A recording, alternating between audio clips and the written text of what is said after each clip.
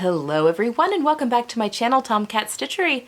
I'm Whitney and we're back with another Sunday sew along. So I have been sewing through B6702, but basically if you're doing any button-up shirt or shirt dress pattern, all of these steps can be used because it's a very traditional process, one of my favorite things to make, one of my favorite processes to go through. Last week we talked about the continuous lap placket for a sleeve, which you'll see in a lot of the commercial patterns, but today we're going to talk about a tower placket, which is a little bit different way to finish off that sleeve vent, so you can basically use them interchangeably.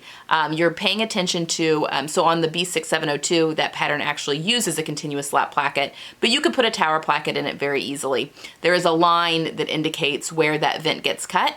On the B6702 pattern, it actually has stitching lines that kind of go in a triangle up to that point, which is necessary for the continuous lap, the way you put that in, but you don't need those lines for the tower placket, but you do need the cut line, which is just the straight line from the base of the sleeve up to where the vent stops. And honestly, if you don't have a pattern with a tower placket and you want to use it, you can go to Etsy. I think there's quite a few places that will even sell acrylic patterns for like a tower placket that, so then you just have it. And then it has all the different fold lines and that kind of thing, because it is almost like origami when you're getting into your tower plackets. But you can use pretty much any tower placket pattern on any sleeve, any, shirt sleeve. And, you don't need like certain seam allowances or whatever. It all comes onto the tower placket. So very easy to substitute. Anyway, I'm using a different fabric today, you'll notice, because this is a shirt for my module that I am putting a tower placket on, so you will notice a little bit of difference, but next week we'll be back to the other fabric you're used to for my shirt dress. Okay, if you would like to help support the channel, I do have a Ko-fi account, and it is linked down below in the description box, which is like a virtual tip jar. Any of the money that does come in through that goes right back into the channel to help make the best sew-along videos and tutorials that I can. Yeah, so that's greatly appreciated if you are willing or want to help out that way. Also, if you have any questions, put them in the comments below, and I'm happy to answer those, and I do that as quickly as I can. So yeah, definitely leave those down there as well. All right, I hope you guys have a wonderful Sunday, and I'll see you next time. Bye! Okay, so now we're going to do a tower placket. Now, I want to reiterate that I'm using a pattern that comes with a tower placket. Most of them look like this. Sometimes instead of it being angled right here, it'll just be a square right here. They'll be squared off, which is fine. It's just a matter of doing the fold just a little bit different here at the top. So this just eliminates some of the bulk by having it in this shape. But you can put a tower placket or a continuous lap placket on any sleeve. It doesn't matter. There's nothing different that needs to be done with the sleeve. It's all kind of the same thing. So yeah, it's a very interchangeable thing. So first thing, you're going to want to cut obviously 2 of your tower plackets out, and obviously 2 of your sleeves. Things that you want to mark. Really the only thing that I pay attention to marking is the bottom. So this is the line that you're going to be cutting eventually. So I like to mark the bottom at the raw edge, and then I mark where it needs to stop, so that top point. So that's what I have done on my piece here. And I've just done a cross hatch that's there. Hopefully you can see that okay. And I went ahead and just drew a line. I find that to be helpful with a chalk pen. So that's it for this placket. Well, not quite, but we'll get back to it in a second. So then we've got our sleeve pattern here. Obviously, this isn't the B6702. This is the Liesl & Co. Classic shirt, but same thing. So on the B6702, you had some stitching lines that kind of came up and did like a triangle there. You're just going to ignore those if you want to use the B6702. You just are really concerned about this cut line. So again, you want to mark here at the bottom where this starts, and then mark the point at the top, and make sure you mark your pleats too. And that's what I've done here on my sleeve. On the wrong side, I've marked and made a line up here to where I need to stop that. Okay, now, before we sew anything, I just want to say real quick, this shirt pattern actually has you cut this placket in half. And sometimes you'll find shirt patterns that actually have this pattern cut in half, which you can do. I'm not going to do that just because I think it makes it just a little bit more stable. But if you wanted to use a contrasting fabric for the underneath part of the lap, which would be, hold on, I've got one sleeve done already. So if you wanted to get fancy,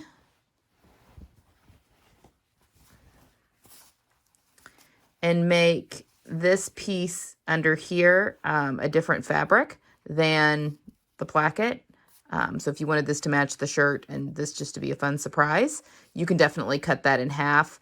And basically all you're doing, the steps are the same. You just literally cut up, and then when you go to sew this to the wrong side of the shirt, you're just butting them back together basically. And then sewing your line. That's the only difference. I'm not going to do that on this one because there's no need to add that extra bit. So let's get started. So that's all I'm marking on my placket. Now, let me just set that aside. Don't want to lose that. Okay, so we're going to prep this just a little bit. The first thing I'm going to do, and I don't know if you're going to be able to see it, I have done a line of stay stitching in this inside corner here. This is the wrong side. This is the right side. Doesn't really matter. But I've gone 1/4 of an inch, and I've sewn 1/4 of an inch, and then 1/4 of an inch. It's kind of hard to see. And then I've clipped at that corner diagonally into that line of, or into the seam allowance to not through that line of stitching. So I don't know if you can even see that, but it's 1/4 of an inch from the raw edge. I just did a square, and then I've cut into that. Okay, so now I'm going to go over to the ironing board really quickly, and I am going to fold each side here to the wrong side 1/4 of an inch, and I'm going to press it. Okay, so I'm going to press that side, and then I'm going to fold over 1/4 of an inch on this side and press that. And then, because we've clipped into this, I'm going to fold that in 1/4 of an inch and press. And at this point, if you had a square, it would just be a matter of, you know, folding it in diagonally and then in diagonally again to get the point. But since we don't have the square, I'm just going to fold all of my edges in by 1/4 of an inch on that little peaked part and give that all a good press. So I'm going to go do that really quick. I'm pressing everything to the wrong side, and then I'll come right back and show you what that looks like. Okay, so this fabric does not press nearly as well as my cotton. It's very unfortunate. It's a rayon blend. Okay, so I folded 1/4 of an inch over on this side. This is obviously the wrong side up. 1/4 of an inch over on this side. Then I folded in my 1/4 of an inch up here at the top. This is fine. This is left. I've not folded anything here. There's nothing. But folded here, and then I folded in my 1/4 of an inch, 1/4 of an inch. This gets a little fiddly right through there. But it is less bulky than having it squared off at the top. So those were all good to go. All right, now we want to take our sleeve and we want wrong side facing up. Okay, it's a little counterintuitive, but we want the wrong side facing up, and then we want our placket to be right side, also wrong side facing up. So we're putting the right side of the placket to the wrong side of the sleeve, and I'm matching this bottom here. Also, you want to make sure that your piece, the side with the tower on it, is towards the front of the sleeve. This is the front of the sleeve. This is the back of the sleeve. So you want the tower towards the front. So make sure you grab the right piece for the right sleeve, because that does make a difference. Okay, and then I'm just going to around to the tripod. So here's my stop mark here. I'm just gonna put those together.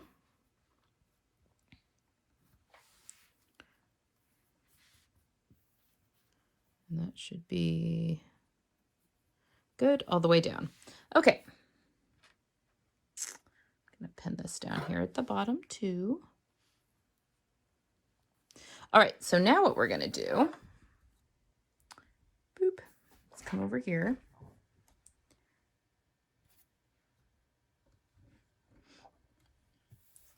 All right, we are going to sew basically a box around this white line. Let me adjust this just a little bit so that you can see quite a bit. Okay, so I'm going to be sewing 1/4 of an inch. I'm actually going to move this pin because that's going to be in the way. 1/4 of an inch from your line that you marked. So from this white line. So I'm going to do a box all the way around.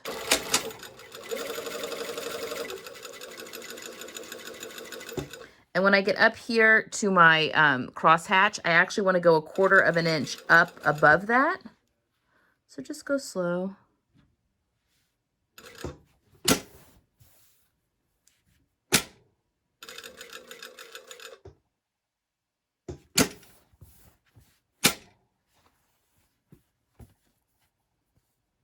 And then we come down the other side.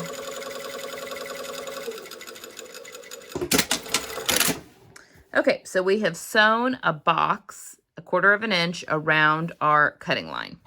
So now you're going to take your scissors and you're cutting through the placket and the sleeve. Obviously, if you've already cut your placket because you did 2 separate pieces, you just have to cut through the sleeve. And then when I get to that mark where I've got my crosshatch, I'm going to stop and then cut into the corners to, but not through, my stitching. Where you cut like a Y, basically. Okay. Just like that. Okay, now we're going to flip everything to the right side of the sleeve. So now this is the right side. So everything's going to get flipped to the right side. So now we are going to go, you know, you've got your 2 sides here, and obviously mine's not wanting to stay. But I'm going to go to the ironing board and I'm going to press the seam allowances on either side towards the placket. So I'm going to, it's not wanting to stay flipped, is it? I'm going to press my seam allowances towards the placket and get those really nice and pressed on both sides, and I'll be right back. Okay, so you have everything pressed towards your placket, and my placket is also wanting to unfold. If you're using a nice crisp cotton, which I would suggest for the first time doing this, to try a nice crisp cotton. All right, so now we are starting, this is the shorter side. So this is the side that does not have the tower on it, okay?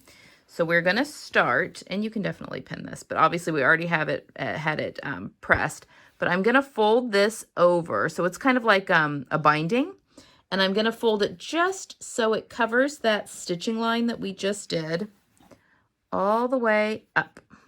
So it's actually going to go up. No, this does not. Stupid fabric. There we go.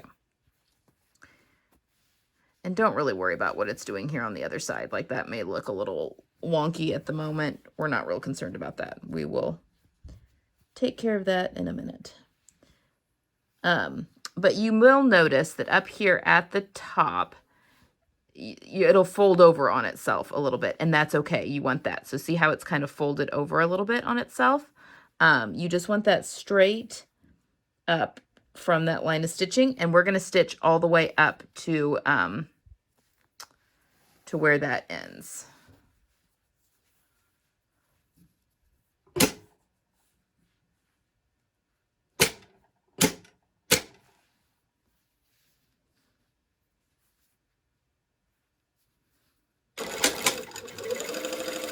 So I'm just stitching really close to the fold.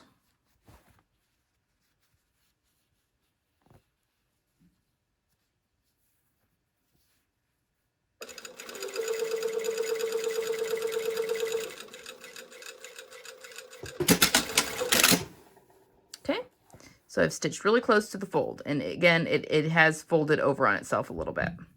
It helps too, like when you're pressing your seam allowances towards the placket, like if you can press up here in this little box area really well, that does help. Okay, so that's what we've got so far. Now, we're gonna come on this side and do the same thing. So this is the part with the tower, and we're gonna fold it just to where it covers the stitching. But this time, you kind of want to keep this out of the way until we get up here to the top. This time, so we are going to sew again, the folded edge down. And then when we get up here to the top, everything should be nice and folded under.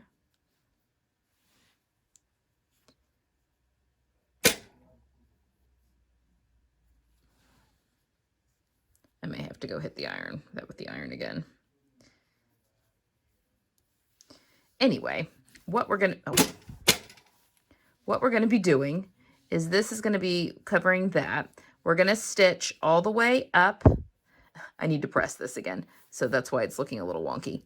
And then go to the tip, and then go to the tip over here.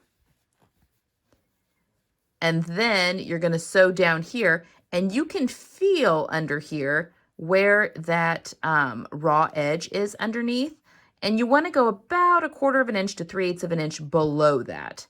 I mean, you don't wanna go too far because I can feel that's where the end of the placket. So in between these 2 points, I wanna go down, and then I'm gonna sew across, and then I'm gonna do an X in the box. So I'm gonna sew up to this point, over, and back down.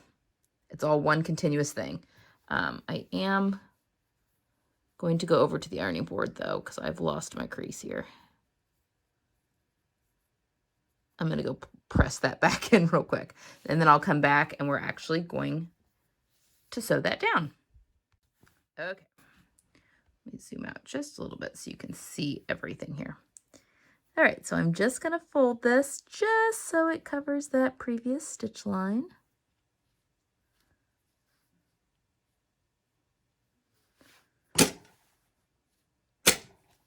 And we're going to sew right along that fold.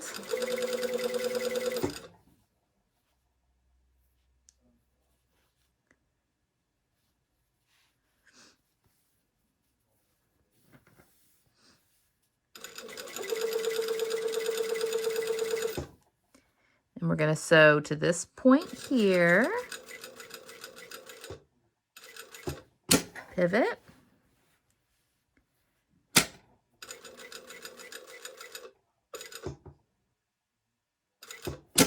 Pivot.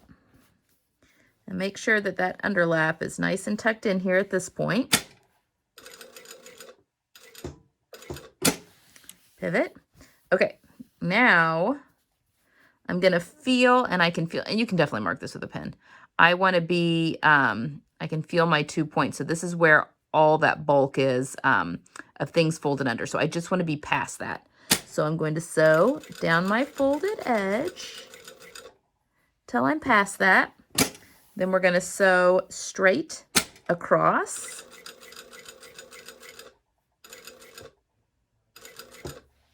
Till we get to the other stitch line. Now we're going to sew to this point here, diagonally.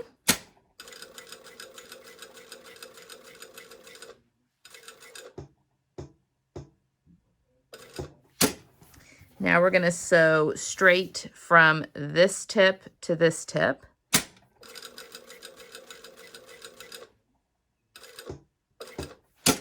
And now we're going to sew down to this corner down here. That's just, this is a reinforcement stitch. It just makes it nice and strong right there. And then back stitch. So there we have, you know, your box and then your square, and everything is nice and sewn in there. And then from the back, all of your raw edges are encased there as well.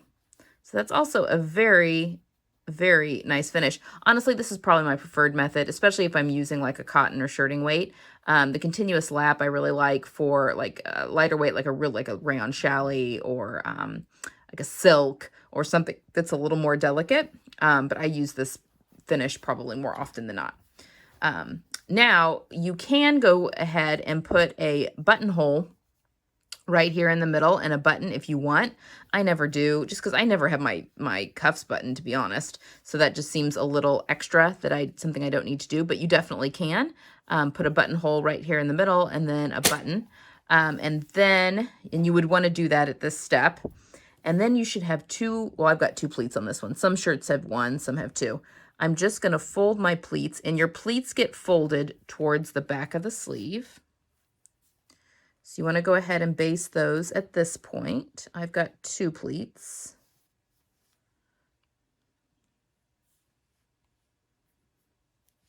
So I'm going to baste those really quickly.